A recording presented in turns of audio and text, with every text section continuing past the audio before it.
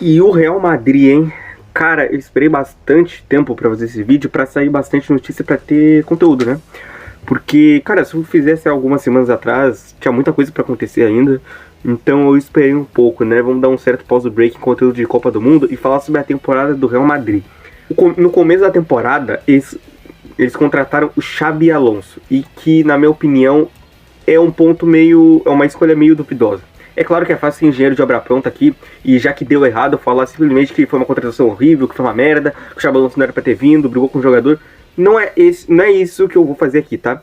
Mas eu tô querendo dizer que, assim, o Xabi Alonso, ele vinha, assim, de um ótimo trabalho no Bayer Leverkusen, conseguindo quebrar a hegemonia de 11 temporadas seguidas de título da Bundesliga do Bayern de Munique. O meu ponto é o seguinte: olhando aqui a escalação, ele jogava num 3-4-3, ou 3-4-1-2, enfim. Mais ou menos isso aqui, com 3 zagueiros, 2 alas aqui, né, 2 meio-campistas, o Xhaka, né? E o Wirtz aqui mais de meio atacante e 2 atacantes. E esse não é o perfil do elenco do Real Madrid.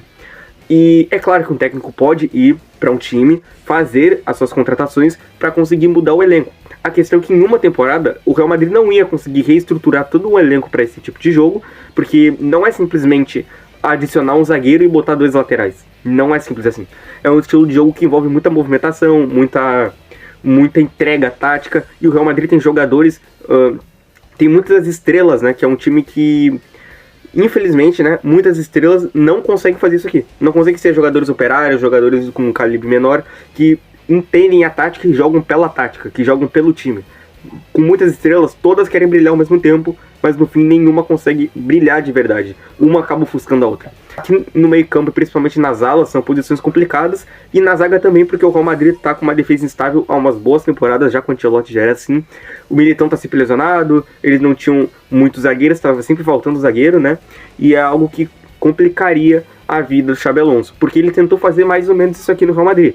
A questão é que os jogadores do Real Madrid não estavam prontos para esse tipo de coisa. Também porque esse tipo de esquema é muito diferente do que o Real Madrid do Ancelotti fazia. E o Ancelotti chegou em 2021 para essa segunda passagem, e ele ficou até 2025. 4 anos montando o elenco feito para jogar no 4-3-3 ou no 4-4-2 diamante, né, no 4-1-2-1-2, que é um tipo de escalação mais defensiva, mais sólida, e que os jogadores se movimentam, trocam de posição e precisam marcar menos. Então, tendo jogadores como Vinícius e Mbappé, que marcam menos, trazendo Carreiras para a lateral esquerda, que também marca menos, complicou muito a situação. E posteriormente o Alexander-Arnold, né, que também é um jogador que marca pouco. Então o time ficou muito frágil defensivamente. Enfim, o Xabi Alonso acabou não indo tão bem assim no Real Madrid. Mas assim, um tempo depois, né, já da demissão dele e de todas essas notícias, eu não acho que o Xabi Alonso foi tão mal assim. Porém, tem muita gente agora falando que o principal erro do Real Madrid na temporada foi ter tirado o Xabi Alonso, foi ter demitido ele, foi ter aí falado que era pra ter deixado ele ter uma continuidade no trabalho. Cara, eu acho que o Xabi Alonso, ele não tava fazendo um bom trabalho no Real Madrid, ele tinha problemas principalmente de relacionamento com os jogadores, não sabia lidar com o elenco que ele tinha em mãos, ele tentava forçar muito a tática dele e não preservava o relacionamento dele com os jogadores. E eu acho que foi isso que principalmente prejudicou ele no cargo, tá? Não consegui me conectar com o que o Xabi Alonso queria, revela Vini Júnior. E é basicamente isso. Ele disse isso, bom, essa notícia que saiu em abril só desse ano, mas é fato, tá? O principal jogador que foi prejudicado com o estilo de jogo do Xabi Alonso foi o Vinícius Júnior. Ele era bem menos utilizado, ele não parecia estar nos planos de ser o protagonista do time, como ele era nas últimas temporadas com o Ancelotti. O Xabi Alonso priorizou totalmente o Mbappé, deixou o Mbappé fazer o que ele queria. Inclusive, dizem, né, que nos bastidores o Mbappé era um dos jogadores que mais queria a permanência do Xabi Alonso. Eu não sei se era só a questão do relacionamento com o Xabi Alonso, mas o Vinícius realmente não estava rendendo muito na primeira parte da temporada. Se o Mbappé não estava num dia absurdo, que ele metia muito gol e resolveu o jogo, ninguém resolveu o jogo. O Vinícius não conseguia resolver, o Bellingham não conseguia resolver, nem o Valverde aparecia com gol de falta nessa primeira parte da temporada. O jogo era muito centralizado no Mbappé. O Mbappé centralizou muitos gols. Isso já tinha acontecido na temporada passada. Eu acho que isso é muito da característica do Mbappé. Quando o Xabi Alonso é demitido, o Real Madrid resolve não trazer ninguém e promove o técnico do Sub-20, que era o Arbeloa, para fazer o feijão com arroz ali e organizar as situações, né, da temporada. E ele claramente não veio para ser o técnico do Real Madrid para a próxima temporada.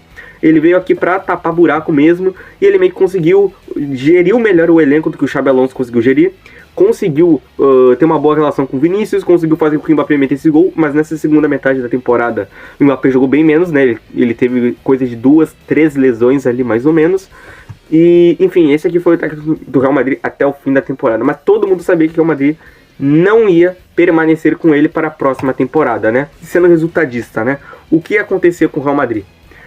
Na La Liga, o Real Madrid acabou ficando coisa de 8 pontos atrás do Barcelona, né? O Barcelona terminou com 94 pontos e o Real Madrid com 86. Se eu não me engano, o Real Madrid perdeu os 2 clássicos da temporada, né, na La Liga.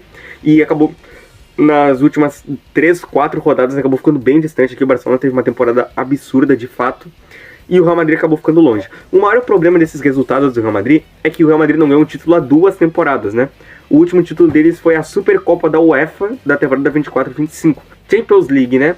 E o Real Madrid cai pro Bayern de Munique. O grande problema do Real Madrid nessa Champions League é que é a segunda Champions League seguida e o Real Madrid não consegue sequer chegar às semifinais da Champions. Não, sequer briga para ir para a final da Champions. E para um time do tamanho do Real Madrid, que tem 36 La Liga e 15 Champions, 2 temporadas sem chegar nas semifinais e sem ganhar título é sim uma crise. Ainda mais com os jogadores que tem, né? Então realmente fica muito complicado. E falando dos protagonistas do Real Madrid dentro de campo, a gente começa aqui pelo Vinícius Júnior, né, que na minha visão, dos últimos 5 anos do Real Madrid, ele é o melhor jogador. Foi o protagonista na temporada 23-24, o melhor jogador do mundo, né, eleito pela FIFA. Foi roubado na bola de ouro, mas enfim, ele subiu tanto o teto de futebol dele, que uma temporada abaixo dele é coisa de 20 gols e 15 assistências. Então o teto dele acaba sendo algo muito alto. Mas de fato nessa temporada ele teve um futebol abaixo e não conseguiu jogar muito bem, foi um dos mais cobrados por isso. E outro que foi muito cobrado também foi o Kylian Mbappé. Por mais que os números dele sejam excelentes, ele tem coisa de 40 gols na temporada. Realmente, são números muito excelentes, mas coletivamente para a equipe e no futebol jogado tava meio estranho o Mbappé nessa temporada. Mas o que mais é falado sobre o Mbappé, que para mim é a parte principal, é a questão de elenco. Porque o Mbappé, ele é um cara que desde o PSG, ele é um cara complicado internamente nos times, ele é um cara complicado na questão de vestiário, né?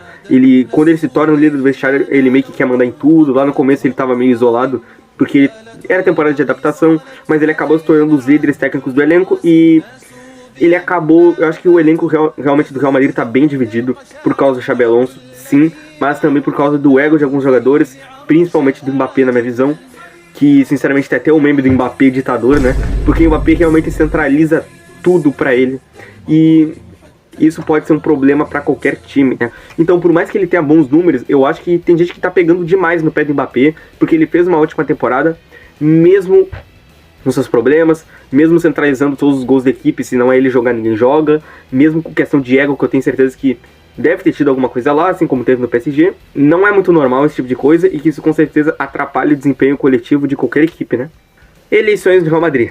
O Florentino Pérez, né? Ele convocou uma coletiva extremamente azeda, extremamente ácida, para falar a verdade, para anunciar as eleições e falar que ele não ia renunciar de jeito nenhum, de que ele não estava velho, praticamente xingando todo mundo, xingando o jornalista e avisando que ia ter uma eleição sim e que ele estava disposto a ser o presidente do Real Madrid, né, pelo próximo ciclo aí. E aí o candidato dele apareceu simplesmente com uma camisa do Haaland, falando que ia trazer o Haaland para a próxima temporada e que ia trazer o Rodri para a próxima temporada. E ele veio aqui e falou que ele ia fazer uma oferta de cerca de 150 milhões de euros, que dá quase 1 bilhão de reais, para trazer um atacante, um atacante ou meia, caso ele vencesse as eleições do Real Madrid. Ele acabou vencendo com 67% dos votos. E aí o que aconteceu? O Real Madrid fez uma proposta de 150 milhões por Julián Álvares. Mas aí, cara, isso é bizarro. Porque assim, o Real Madrid, ele tem carências nas laterais, tem carências no meio campo, tem carências na zaga. E aí os caras querem trazer um atacante. Eu acho que não. Acho que ele não queria. Eu acho que ele fez o seguinte. Eu acho que ele fez 2 manobras políticas muito interessantes. Porque eu não sei se vocês estavam sabendo disso, mas um tempo atrás saiu uma notícia dizendo que o Barcelona queria contratar o Julián Álvares por cerca de 100 milhões de euros. E aí o Atlético de Madrid viu isso, deu risada e fez vários posts no Twitter ironizando a situação, dizendo que iam contratar o Yamal por 3 ingressos pro show do Bad Bunny que ia ter no estádio do Atlético e outras coisas aí, praticamente a preço de banana mesmo, como né, ironizando o fato de eles terem feito a proposta, ou suposta proposta, pelo Julián Álvares, né? E aí depois veio o Real Madrid com essa história de trazer um Galáctico, um time da Champions League, né? Negou ser Harry Kane, negou ser um time da Premier League. Mas eu acredito que em nenhum momento ele cria o Julián Álvares, por alguns motivos. Primeiro, que ele é um jogador do Atlético de Madrid. E dificilmente times rivais como esses fazem transferências diretamente de um pro outro, né? E a segunda coisa é que o Real Madrid não precisa de um atacante, cara. Não precisa. Eles têm o Mbappé, eles têm o Vinícius que pode fazer esse trabalho ali na frente. O Endrick vai voltar depois da Copa do Mundo, então eles não precisam de atacante. Primeiro que o Florentino Pérez tinha anunciado que ia fazer uma proposta de 150 milhões por um grande jogador. Então ele fez isso aqui para cumprir a promessa dele. Para não dizerem que ele ganhou as eleições e agora, Florentino, vai cumprir a promessa? E aí ele cumpriu. Realmente ele cumpriu, porque o Real Madrid fez a proposta de 150 milhões por jogador galáctico. E aí, então, esse é o primeiro ponto. Primeiro, para cumprir a promessa dele. E segundo, porque o Atlético de Madrid respondeu isso aqui fazendo o quê? Reforçando a multa rescisória do Julián Álvares de 500 milhões de euros, que, claro, passa tranquilamente de 1 bilhão de reais, né? Obviamente. Então, eles fizeram isso aqui para fazer duas coisas. Primeiro, para reforçar a moral do Florentino Pérez, né? Para ele cumprir a promessa dele. E segundo, para impedir de vez que o Barcelona contratasse o Julián Álvares, porque ele deixou bem claro, né, o Atlético de Madrid deixou bem claro, não só para o Real Madrid, mas para o mundo todo, que o Julián Álvares só sai por 500 milhões de euros, senão eles nem conversam. Então eu acredito que foi uma jogada totalmente de marketing, uma jogada política aqui do Florentino Pérez, uma jogada inteligente, concordo, mas que de fato ele não queria o Julián Álvares e nem ia trazer ninguém. Afinal, ele já trouxe o Konaté, já trouxe o Dumfries. Valverde e Tchouaméni se separam após uma briga. Cara, parece muito que eles eram casados aqui, né? Eles se separaram após uma briga durante o treino. Bom, as informações que eu tive sobre isso aqui, na real, é que a briga foi depois do treino, né? Foi lá no vestiário que eles começaram a se pegar na porrada e tiveram que separar eles. Inclusive, o Valverde saiu todo quebrado, né? E ele foi pro hospital, cara. Ele teve um traumatismo craniano, né, depois dessa briga aqui. Um negócio que é extremamente bizarro, né? Eu acho que não é normal os jogadores saírem da porrada durante ou depois do treino.